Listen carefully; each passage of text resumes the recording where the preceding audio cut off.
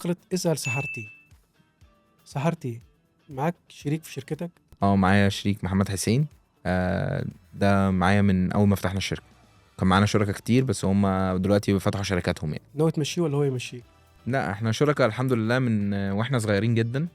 يعني من وانا يعني انا اعرف حسين اصلا قبل الريل استيت. انا متربيين مع بعض والحمد لله بفضل الله يستمر على طول ونبقى موجودين في الجنه مع بعض. انت مستفيد ايه من البرنامج ده؟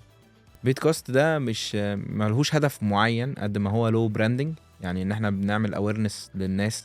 يعني ما اظنش ان الاودينس بتوع بيت كاست يعرفوا شيخ العرب ولا يعرفوا سحارتي. فاحنا بنطلع نقول لهم تيبس اند تريكس اللي هو نصايح بس. ما فيش حد جه قعد مكاني او قعد مكانك الا لما قال نفس صفات الناجحين. فاحنا بنقولها بطريقه بلدي مع بعض على كاننا قاعدين على القهوه.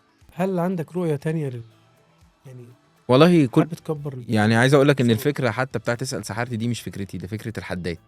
انتيمه فكره الحداد. هو قال حداد. والله هو اللي قال لي يعني ما تعمل حاجه جديده كده وخليهم اي ضيف بعد ما تنفخه في الحلقه يسالك هو سؤال. يا رب تكون الحلقه بتاعتي معاك تعمل شغل جامد، وانا مبسوط جدا ان انا عرفت شخصيه زي حضرتك. شوف، بأمانة وانا يمكن الناس تعرف ان انا دايما بحب الصدق في الكلام. اكتر وقت قعدت وعدى بسرعة وارتحت فيه نفسيا كان مع سحرتي. والله شكرا.